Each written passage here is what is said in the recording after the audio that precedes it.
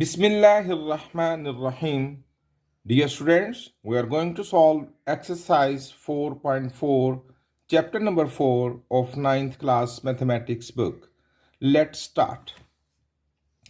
Question number 1 is find the square root of the following by factorization method. चलिए शुरू करते हैं. ये एक ट्राइनोमियल है. आप देखें, we have learned it how to factorize it. पहले को आखिरी से मल्टीप्लाई करें. The product is 16. अब हमें वो दो टर्म्स चाहिए जिनका प्रोडक्ट 16 हो और सम हो -8. 4 4 जा 16, दोनों के साथ माइनस आएगा. So it becomes x square -4x plus 16 square root. And no, x is common, x -4 is common, x -4 square root. X -4 common and x -4 square root and x -4 whole square. और अब आप जानते हैं कि square under root से यानी square root से cut जाएगा, तो we will return plus minus. जब भी स्क्वायर रूट निकालें किसी का तो उसके साथ प्लस माइनस आता है. Into plus minus square under root से कट गया x -4. ये हमने फाइंड किया square root of this trinomial with factorization method. एक और मेथड भी है हमारे पास, वाइल यूजिंग आइडेंटिटी, फॉर्मूले का इस्तेमाल करते हुए. इसी सवाल को दोबारा करने जा रहा हूं. तो देखिए, it's a formula that is a² -2ab plus b². हम इसको वेरीफाई करेंगे.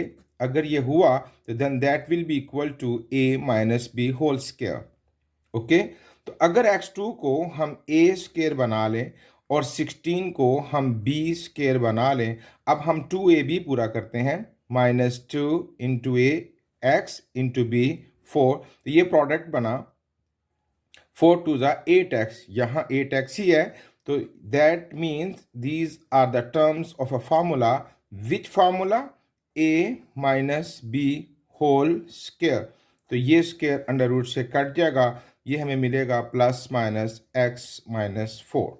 Both methods are correct. Okay,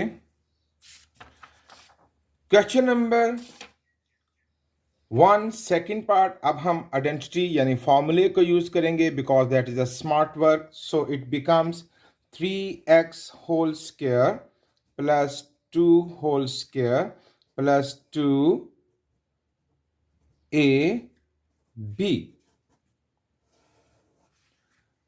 okay, ये बनेगा 3. इसको चेक जरूर कीजिएगा. 2 2 4 4 2 12x. ओके, तो ये बनेगा 3x प्लस 2 होल स्क्वायर. यूं स्क्वायर अंडर रूट से कटेगा और हमें मिलेगा plus minus 3x plus 2. Once again third part. 6a whole square plus 7 whole square plus 2ab. What is the product? 2 6 are 12, 12 7 are 84a. It's okay. Is equal to 6a plus 7 whole square. Square under root से कटेगा और plus minus 6a plus 7 is the square root. Fourth part. 8y whole square plus 2 whole square minus 2a 8y and b 2. यहां बस आप फिक्र कीजिएगा, अगर तो ये प्रोडक्ट नेगेटिव है तो हम -2ab पूरा करेंगे और अगर ये प्लस हो तो +2ab पूरा करेंगे. अगर -2ab होगा तो a - b होल स्क्वायर बनेगा और अगर +2ab होगा तो a + b होल स्क्वायर बनेगा. That is equal to 8y - 2 whole square. Square under root से कटेगा प्लस माइनस 8y - 2. ओके, अब यहां पर आप देखें तो it's not a perfect square, तो आप देखें कि हम यहां पर कॉमन ले सकते हैं। तो what is common? 2 is common. अंदर क्या बचेगा हमारे पास? 100t² minus 60t plus 9। अब आप इन टर्म्स को देखें तो these are terms of the identity. अब हम 2 रहेगा और ये बनेगा 10t² प्लस 3² माइनस 2ab। इसका प्रोडक्ट चेक कर लें। 10 to the 20, 23 the 60,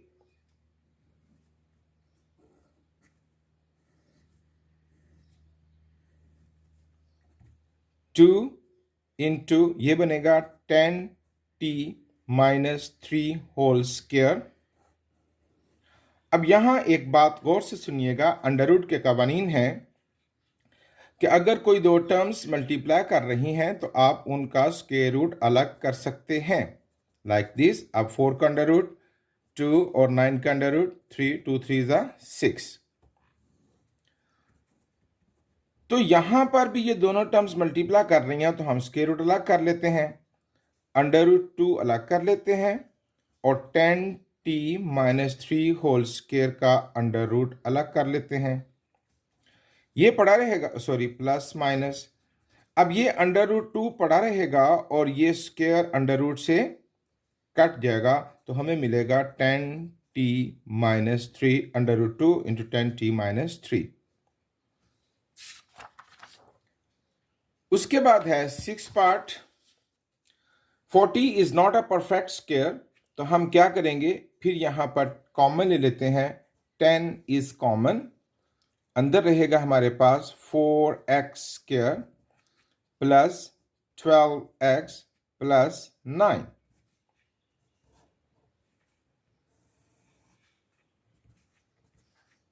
under root 10 into ये बनेगा 2x² प्लस 3² प्लस 2ab।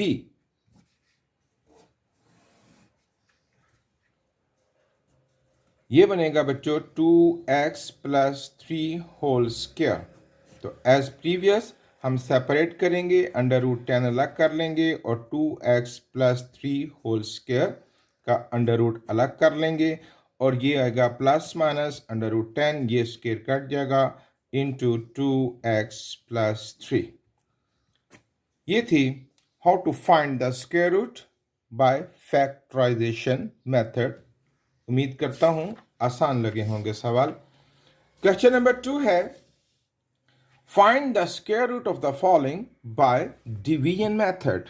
अब यहां फिर वही बात कहूंगा कि अगर डिवीजन वीक है तो फिर थोड़ा सा प्रॉब्लम हो सकता है, लेकिन अगर डिवीजन स्ट्रांग है तो ये सवाल बहुत आसान लगेंगे आपको। लेकिन चलें, इन बोथ केसेस तवज्जो से रखिएगा, दोनों बातें आपकी क्लियर होती चली जाएंगी।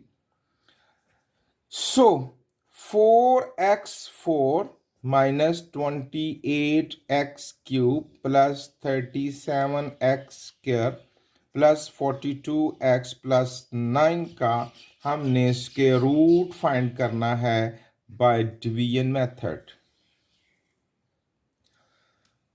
अच्छा, यहां एक बात गौर से सुनिए, जब भी हम डिवाइड करते हैं ना तो हमारे पास एक डिवाइडेंड होता है और एक डिवाइजर होता है कि इसको किस से डिवाइड करें।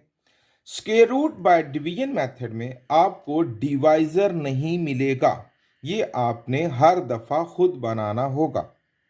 तो जिसको डिवाइजर बनाने का तरीका आ गया उसको square root by division method आसानी से समझ में आ गया। तो चलिए देखते हैं।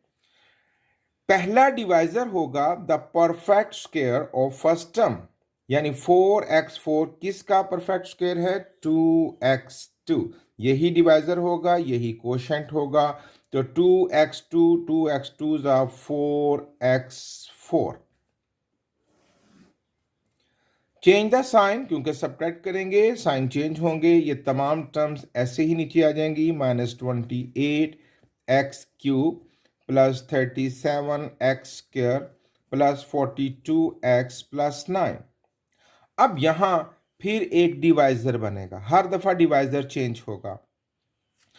अब यहां जो डिवाइजर नया आएगा that will be the twice of the quotient. जितना भी क्वोशंट आ चुका है उसका ट्वाइस, यानी उसको 2 से मल्टीप्लाई करेंगे। तो अभी तक हमें क्वोशंट मिला है 2x², इसका ट्वाइस यानी इसको 2 से जब मल्टीप्लाई करेंगे तो ये बन जाएगा 4x²। अब 4x² को पूरा करना है 28x³ तक। जो साइन यहां है वही साइन ऊपर क्वोशंट का हिस्सा बनेगा। 4 7 28 और x2 को x से मल्टीप्लाई करेंगे तो ये बन जाएगा x³। So the new term in the coefficient is -7x। ये हमारे डिवाइजर का हिस्सा भी बनेगी। हर नई आने वाली टर्म हमारे डिवाइजर का हिस्सा भी बनेगी। या इसको यूं समझ लीजिए कि no it's the second step, तो हमारा डिवाइजर 2 टर्म्स पर आ जाएगा। तीसरे में 3 टर्म्स, क्योंकि 2 पहले आएंगी एक नई टर्म आएगी। चौथे में 4 टर्म्स, 3 पहले आएंगी एक नई टर्म आएगी। डिवाइजर की टर्म्स हर स्टेप में बढ़ती चली जाएंगी।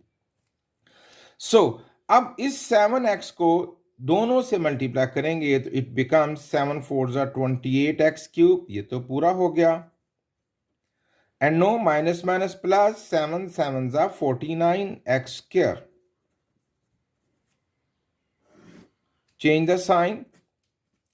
49 में से 37 निकाल दीजिए तो it is 12 minus 12x² plus 42x plus 9।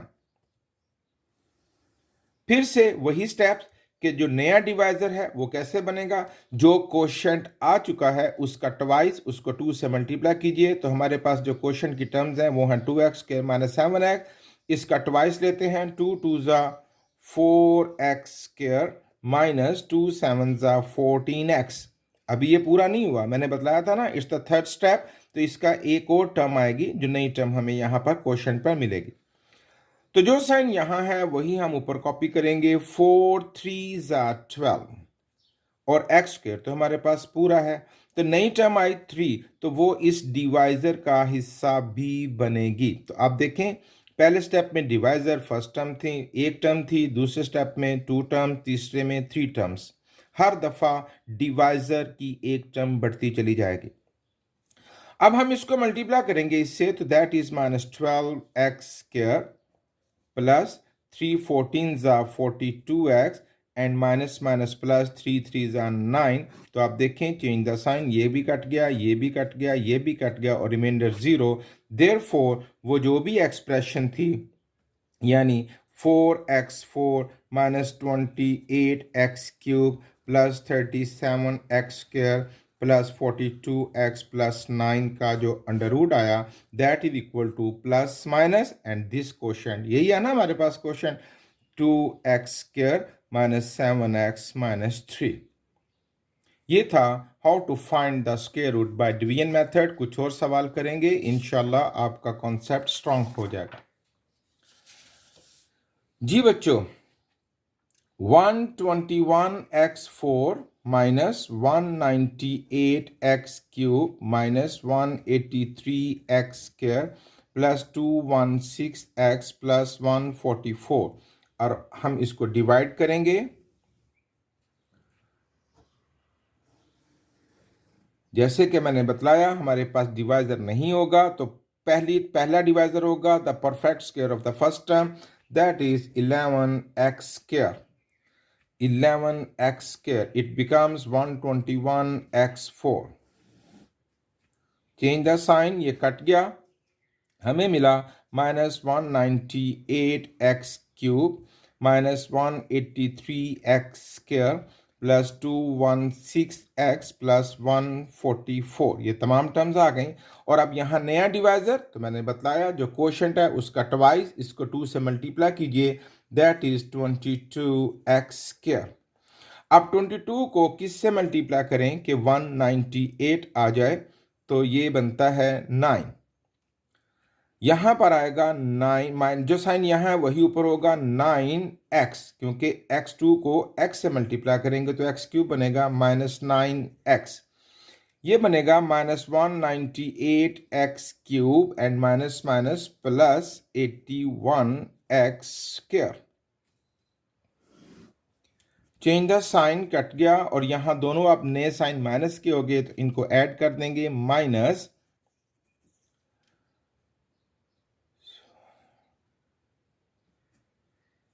274x² plus 216x plus 144।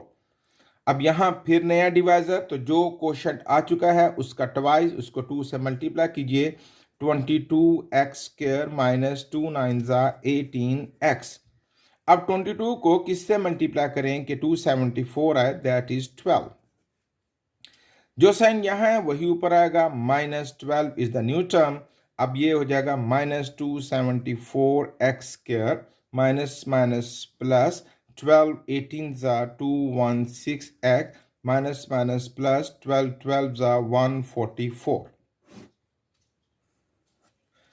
Change the sign, ये कट गई तमाम टर्म्स, तो भाई remainder is 0। So 121x4 minus 198x³ minus 183x² plus 216x plus 144 under root is equal to, what is the quotient? 11x² minus 9x minus 12, और इसके साथ क्या आएगा, प्लस एंड माइनस। पहले से बेहतर हो गया ना। आइए एक और सवाल करते हैं।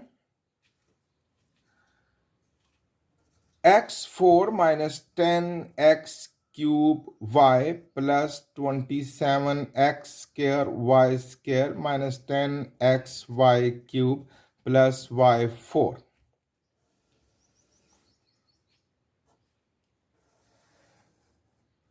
सो पहला डिवाइजर क्या होगा, perfect square over x4, x2 that is x4। Change the sign, cut गया, -10x³ y plus 27x² y² minus 10xy³ plus y4। जो क्वोशंट आ चुका उसका ट्वाइस यानी उसको 2 से मल्टीप्लाई कर दीजिए, 2x²। जो साइन यहाँ है वही कॉपी होगा, 2 5 10। x2 को x से मल्टीप्लाई करेंगे तो x³ और उसके साथ हमें चाहिए y, so the new term is -5xy।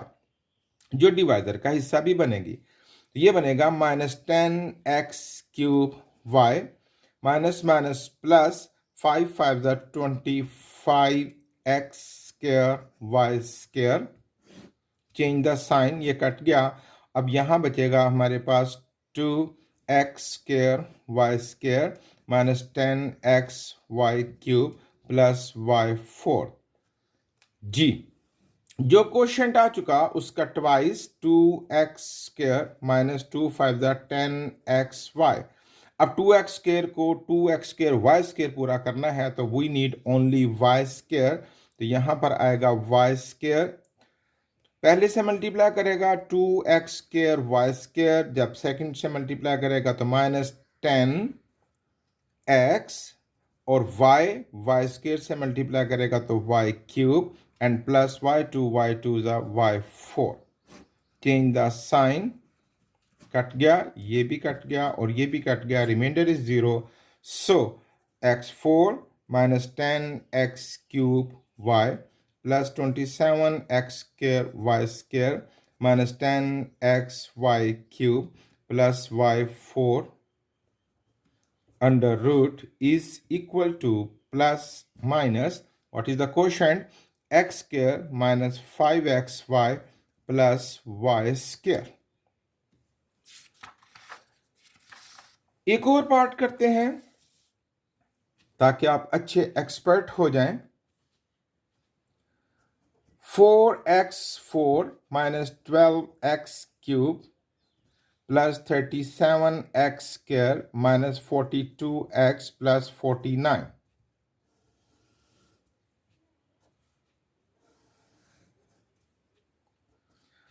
First divisor, इसका perfect square 2x2 2x2 4x4।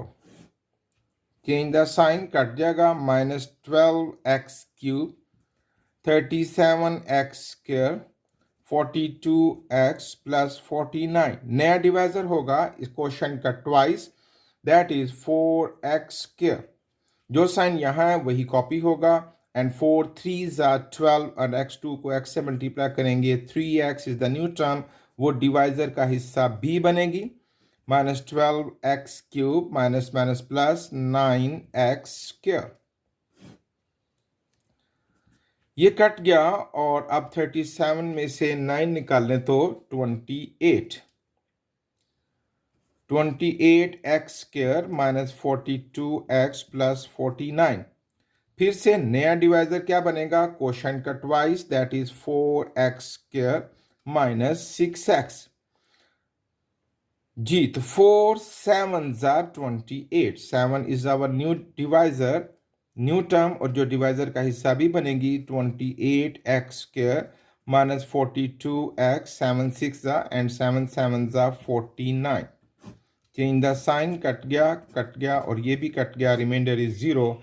Therefore 4x4 minus 12x³ plus 37x² minus 42x plus 49 under root is equal to plus minus 2x² minus 3x plus 7। ये थी बच्चों how to find the square root by division method. हमने बहुत से parts किए, उम्मीद करता हूं आपको अच्छी समझ आ गई होगी। And no there are some questions which are known as real world problems of factorization। ये जो हमने फैक्टराइजेशन सीखी है रियल वर्ल्ड में, अब हम इसको यूज करेंगे daily life. Real world mean in daily life. चलिए कुछ एग्जाम्पल से बात समझते हैं। Cost function for producing a part in modelled by. किसी पार्ट को बनाने की जो कॉस्ट निकालने का फार्मूला उन्होंने बनाया है, that is C(x) is equal to 5x² minus 25x plus 30।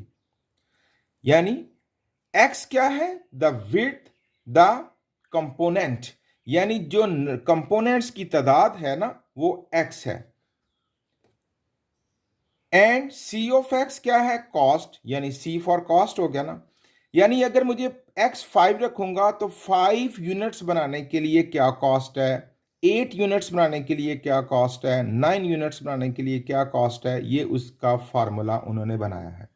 अब वो कहते क्या है, find the value of x जबकि कॉस्ट मिनिमम हो, यानी x की मिकदार कितने यूनिट हम बनाएंगे कि हमारी कॉस्ट मिनिमम हो, सबसे कम कॉस्ट हो। ओके, तो हम इसको फैक्टराइज करते हैं तो हमें बात समझ आ जाएगी।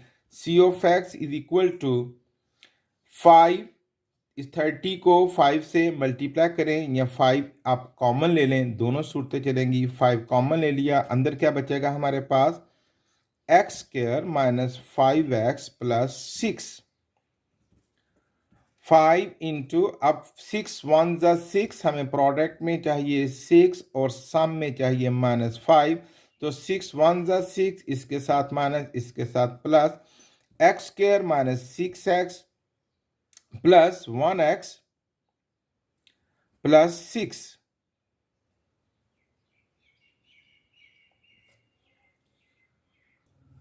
तो ये तो गड़बड़ लग रही है, मेरा ख्याल है पेज ठीक नहीं बना, दोबारा कोशिश करते हैं। +6 प्रोडक्ट में चाहिए, यहाँ चाहिए -5, तो 3 2s are 6, yes, no it's corrected. ये बनेगा -3x एंड -2x। 5 जो कॉमन है वो रहेगा, और अब इन दोनों टर्म्स में से क्या कॉमन, x अंदर रहेगा, x -3 -2 कॉमन, x -3 5, और अब क्या कॉमन, x -3, और अंदर क्या बचेगा, x -2। अब ये जो हमारे फैक्टराइजेशन मिली है, यहां से हमने बच्चों फैसला लेना है कि x की क्या वैल्यू रखें। वो x जानना चाहते हैं ना, कितने यूनिट्स हों कि कॉस्ट मिनिमम हो, ये कॉस्ट है, ये जो कॉस्ट निकलेगी। तो हम x की क्या वैल्यू रखें कि कॉस्ट कम से कम हो जाए। तो जब मैं यहां x की वैल्यू रखता हूं ना 3, when x is equal to 3, तो जब यहां 3 रखूंगा तो 3 माइनस 3 क्या हो जाएगा, 0। जब यहां 0 होगा तो पूरी जो टर्म है उसका प्रोडक्ट 0, क्योंकि 0 जब किसी से मल्टीप्लाई करेगा तो सब कुछ 0 हो जाएगा। तो जब यहां x की वैल्यू 3 रखें तो हमारी कॉस्ट 0 हो जाएगी। तो 0 से कम और क्या कॉस्ट हो, मिनिमम कॉस्ट 0 बन जाती है। और क्या वैल्यू हमारे पास हो सकती है, x इज इक्वल टू 2। जब यहां पर हम 2 रखेंगे तो 2 माइनस 2 क्या बनेगा, 0। जब यहां 0 आएगा तो फिर सबका प्रोडक्ट 0 हो जाएगा। तो यानी x 3 रखें तब भी कॉस्ट 0 हो जाएगी, जो कि मिनिमम है। जब x 2 रखें तब भी कॉस्ट 0 हो जाएगी, विच इज द मिनिमम। तो when x is equal to 3 और x is equal to 2, the cost will be minimum. ठीक है, चलिए एक और एग्जांपल से बात समझते हैं। द पोटेंशियल एनर्जी, जिसको उन्होंने जो सिंबल दिया है वो हमें दिया है, हमें u of x, of a particle moving in a cubic potential is expressed as। Potential energy find करने का जो उन्होंने हमें फार्मूला या उसकी जो एक्सप्रेशन दी है, that is x cube minus 6x square plus 12x minus 8। अच्छा, factorise the expression to find the point. वो कौन सा पॉइंट होगा where the energy is minimised, ये है ना पोटेंशियल एनर्जी। यानी x की वो कौन सी वैल्यू होगी जब ये पोटेंशियल एनर्जी मिनिमाइज, कम से कम होगी। तो आइए इसको फैक्टराइज करते हैं। जी बच्चों, देर आर 4 टर्म्स, तो इन दोनों में से हम अगर x स्क्वायर कॉमन ले लें तो हमें मिलेगा x माइनस 6। इन दोनों में से हम कॉमन ले लेते हैं, तो इन दोनों में से हम कॉमन ले लेते हैं, दैट इज 4। अंदर क्या बचेगा हमारे पास, 3x माइनस 2। ये टर्म्स तो मैच नहीं की, सॉरी। तो यहां पर हम रॉन्ग वे पे चल पड़े, हमें इसको एक फार्मूला यूज करना पड़ेगा। आप टर्म्स को गौर से देखें तो एक फार्मूला है a cube x cube minus b cube, यानी 2 cube minus 3a b into a minus b। अब इसको जरा चेक कर लें कि क्या हमें ये रिटर्न ये वैल्यूज देता है। 3 to the 6x and 6x x से मल्टीप्लाई करेगा तो 6x स्क्वायर एंड माइनस 12 है, बिल्कुल ठीक। तो ये हमें जो फार्मूला मिला, that is equal to a minus B whole cube. a cube minus B cube minus 3ab into a plus B, that is equal to a minus B whole cube. Okay, अब यहां जरा इसको observe करें कि x की किस value से ये मिनिमम हमें पोटेंशियल एनर्जी प्रोवाइड करेगा। तो when x is equal to 2, जब यहां 2 रखूंगा तो 2 में से 2 निकलेगा तो क्या बचेगा, 0। 0 का क्यूब 0, तो पोटेंशियल एनर्जी भी क्या हो गई, 0। तो ये मिनिमम लेवल आ गया ना पोटेंशियल एनर्जी का। So when x is equal to 2, the potential energy, find the point where the energy is minimized. When x is equal to 2, the energy is minimized.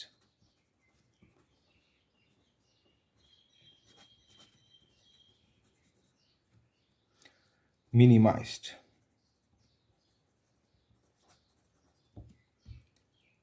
Okay, एक और example देखते हैं। अभी हमने exercise के question नहीं शुरू किए, मैं आपको बात समझा रहा हूं। द कंपनीज प्रॉफिट, जिसको उसने क्या सिंबल दिया है, प्रॉफिट, ये P है ना, profit of x is modelled by the quadratic equation. जो प्रॉफिट का उन्होंने हमें मॉडल बना के दिया है वो है P of x, that is equal to minus 5x square plus 50x minus 120। अच्छा, तो क्या करें, where x represent the number of units. x, ये जो x है ना, ये नंबर ऑफ यूनिट्स यानी उसकी तादाद, कोई भी प्रोडक्ट हो सकती है ना, उसकी तादाद को रिप्रेजेंट कर रहा है। And P of x represent the profit in dollars. और ये जो पी ऑफ एक्स है ये हमें प्रॉफिट बतलाएगा, यानी एक्स की वैल्यू पुट करेंगे 1 तो यहाँ प्रॉफिट निकल आएगा, एक्स की वैल्यू 2 रखेंगे तो प्रॉफिट निकल आएगा। X means number of unit, यानी यूं कह लें कि अगर 3 यूनिट बनाएंगे तो प्रॉफिट क्या होगा, 4 यूनिट बनाएंगे तो प्रॉफिट क्या होगा, एक्स की वैल्यू 6, यानी 6 यूनिट बनाएंगे तो प्रॉफिट क्या होगा। ये तो हो गया उसका फॉर्मूला। हमें क्या फाइंड करना है, find how many units should be produced, कितने यूनिट्स बनाए जाएं टू मैक्सिमम प्रॉफिट, मिनिमम नहीं। पिछले दोनों क्वेश्चंस में हमने मिनिमम निकाला जो कि 0 की तरफ सफर करता था। अब हमें मैक्सिमम प्रॉफिट को निकालना है। एक्स की क्या वैल्यू रखें इस फॉर्मूले के मुताबिक कि हमें मैक्सिमम प्रॉफिट मिले। तो चलिए फैक्टराइज करते हैं। P of x is equal to -5 common, अंदर आएगा हमारे पास X square minus 10x plus 12। ऐसा क्यों हुआ, क्योंकि माइनस कॉमन है तो अंदर वाले साइन चेंज हो जाएंगे। -5 इंटू एक्स स्क्वायर, 12 चाहिए हमें प्रोडक्ट में और सम में चाहिए 10, 6 4 12 हमें चाहिए, इट्स नॉट 12 सॉरी, इसको आप देखें तो ये बनता है 5 2 10 एंड 5 20, ये है 24, वेरी सॉरी। अच्छा जी, प्रोडक्ट में चाहिए हमें 24 और सम में चाहिए हमें, तो चलिए फैक्टराइज करते हैं। P of x is equal to -5 is common, अंदर आएगा x square minus 10x and plus 5 4 2 10 and 5 4 24। Okay, sign change हो जाएंगे क्योंकि माइनस एज ए कॉमन आया है। तो P ऑफ एक्स -5 पड़ा रहेगा और ये बनेगा बच्चों एक्स स्क्वायर। अब हमें वो प्रोडक्ट चाहिए जिसको मल्टीप्लाई करें इसे 24 और सम आए 10, तो 6 4 24 -6x -4x plus 24। P of x is equal to -5, x common x minus 6 minus 4 common x minus 6, -5 into x minus 6 common and x minus 4। तो अब आप इस फैक्टराइजेशन को अगर गौर से देखें तो ये हमें बतला रहा है कि जब x की वैल्यू 6 रखें, when x is equal to 6 और x is equal to 4, जब x की वैल्यू 6 रखें तो ये 0 बन जाएगा और फिर हमें जो प्रॉफिट है वो 0 मिलेगा। जब x की वैल्यू 4 रखें, 4 में से 4 0, फिर हमें प्रॉफिट क्या मिल जाएगा, 0। When x is equal to 6 or when x is equal to 4, the profit will be 0।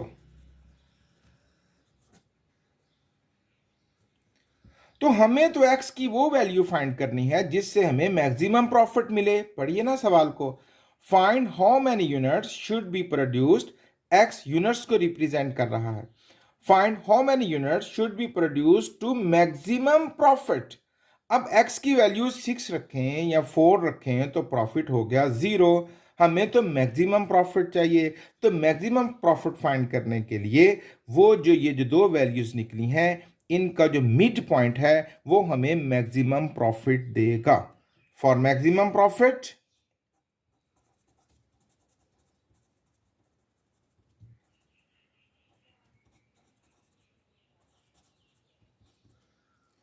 x क्या होगा, mid point of these two values, यानी 4 + 6/2, दोनों को ऐड कर दीजिए, 10/2 दैट इज 5। तो 5 यूनिट्स बनाए ना बच्चों तो हमें मैक्सिमम प्रॉफिट मिलेगा। चलिए इस बात को मैं आपको प्रूफ देता हूं कैसे, ताकि आपको अच्छी समझ आ जाए। ये देखिए मैंने सॉल्व कर रखा है। When x is equal to 4, जब हम यूनिट्स 4 पर रखेंगे तो जब हमने यहां पर 4 यूनिट्स रख के प्रॉफिट निकालना चाहा, यानी x की वैल्यू 4 रखी तो हमें प्रॉफिट मिला 0। अच्छा, जब हमने x की वैल्यू 6 रखी तो प्रॉफिट निकालना चाहा, तो हमें ये सारा जब हमने कैलकुलेट किया तो हमें प्रॉफिट मिला 0।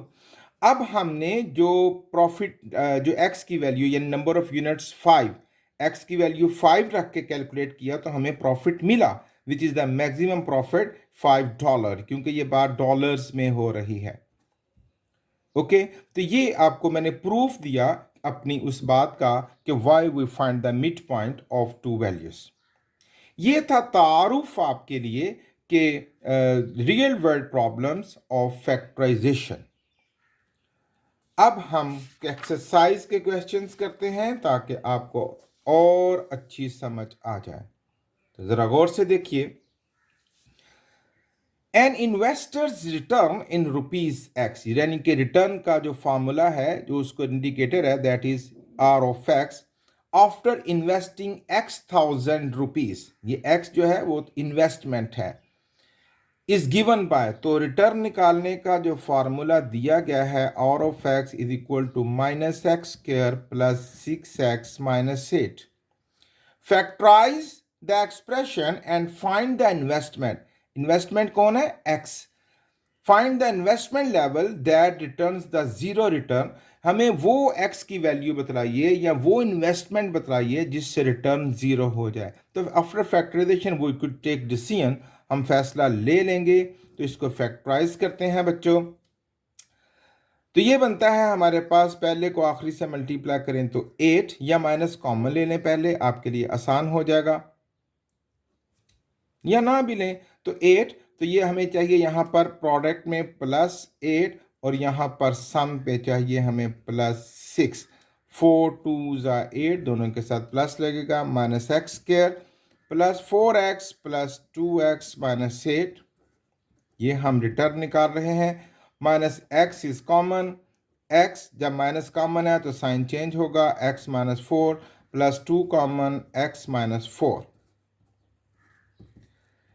x -4 कॉमन और अंदर क्या बचेगा हमारे पास? -x प्लस 2 या 2 -x। ठीक है, अब ये जो फैक्टराइजेशन हुई है, यहां से फैसला लीजिए कि रिटर्न जीरो कब होगी, यानी x की किस किस वैल्यू के लिए रिटर्न जीरो होगी। तो जब x 4 होगा तो 4 - 4 जीरो बन जाएगा। तो जीरो जब सबसे मल्टीप्लाई करेगा सब कुछ जीरो हो जाएगा, तो रिटर्न जीरो हो जाएगी।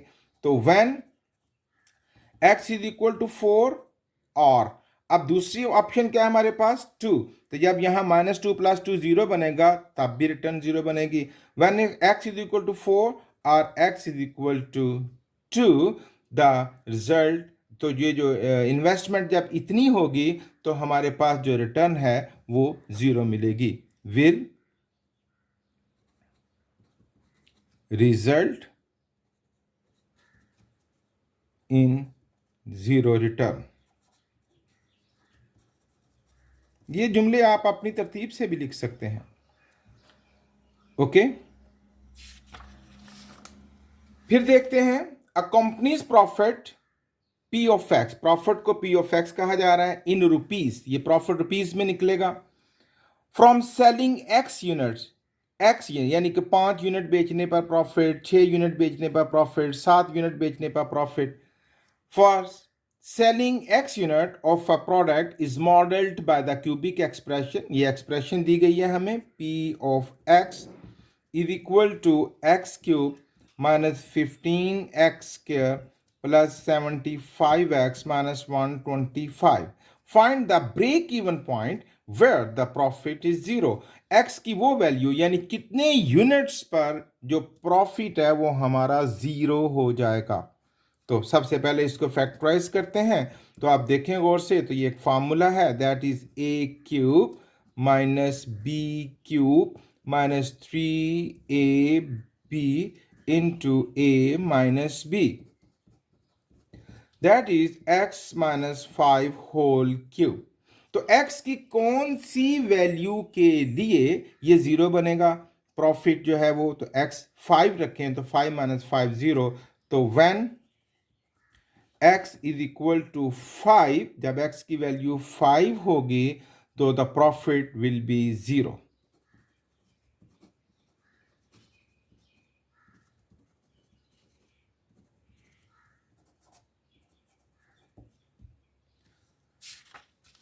Question number 5, the potential energy जिसका सिंबल है V of x is an electric field varies as a cubic function of distance, और डिस्टेंस को किससे ज़ाहिर किया गया है, x से, गिवन बाय। अब ये जो हमें मिली है पोटेंशियल एनर्जी का formula V of x is equal to 2x cube minus 6x square plus 4x। अब क्या करो, determine where the potential energy is zero, यानी x जो कि डिस्टेंस है, किस फासले पर पोटेंशियल एनर्जी जीरो हो जाएगी, वो डिस्टेंस बतलाइए, यानी x की वो वैल्यू बतलाइए जहां पर जाके पोटेंशियल एनर्जी जीरो हो जाएगी। तो फैक्टराइजेशन के बाद फैसला लेंगे, v of x is equal to 2x is common, अंदर बचेगा x square minus 3x plus 2। Potential energy is equal to 2x into, अब यहाँ पर प्रोडक्ट में 2 चाहिए, सम में 3 चाहिए, x square minus 2x minus 1x plus 2, x common, x minus 2 minus 1 common, x minus 2, 2x, x minus 2 common and x minus 1। तो ये factorisation से ज़रा फैसला लीजिए कि x की किस किस वैल्यू के लिए, x यानी डिस्टेंस, किस किस फासले पर जाकर पोटेंशियल एनर्जी जीरो हो जाएगी। तो when x is equal to, पहला ऑप्शन यहां पर से देखिए, जीरो, x की वैल्यू जीरो होगी तो ये सब कुछ जीरो हो जाएगा, 2 जीरो जा जीरो और जीरो सबसे मल्टीप्लाई करके जीरो बनेगा, या x इज इक्वल टू 2 होगा तो 2 माइनस 2 जीरो बनेगा और जीरो सब का प्रोडक्ट सब कुछ जीरो कर देगा और पोटेंशियल एनर्जी क्या हो जाएगी, जीरो, या x इज इक्वल टू 1, 1 में से 1 जाएगा तो जीरो। तो ये तीन डिस्टेंसेस हैं, ये तीन ऑप्शंस हैं जब हमारी पोटेंशियल एनर्जी क्या हो जाएगी, zero. When x is equal to 0, x is equal to 2 और x is equal to 1, the potential energy यानी V of x will be zero.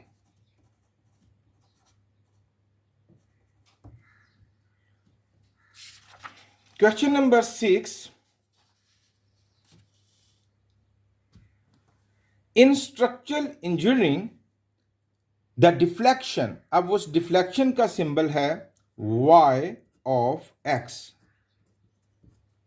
that is 2x square minus 8x plus 6.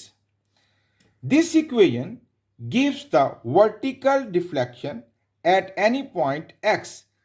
x की किसी value के लिए एक vertical deflection हमें वो provide करता है along the beam. Find the point of the zero deflection, x की किस वैल्यू के लिए वो जो वर्टिकल डिफ्लेक्शन है वो जीरो होगा, हम फैसला ले सकेंगे after factorisation. 2 is common, x square minus 4x plus 3, 3 ones are 3, x square minus 3x minus 1x plus 3,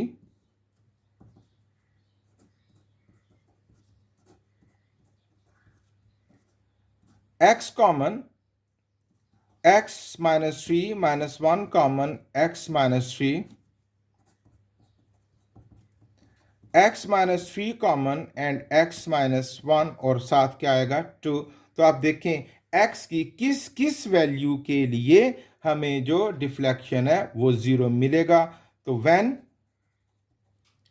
x is equal to 3, देखें ना 3 माइनस 3 जीरो बनेगा, एंड या और x इज इक्वल टू और x is equal to 1, x की value 3 होगी तो x की वैल्यू 1 होगी तो हमें डिफ्लेक्शन जीरो मिलेगा। ये थे बच्चों आपके जो रियल वर्ल्ड फैक्टराइजेशन प्रॉब्लम्स। उम्मीद करता हूँ आपको अच्छी समझ आई होगी। खूब अच्छे तरीके से प्रैक्टिस कीजिए। Thank you very much.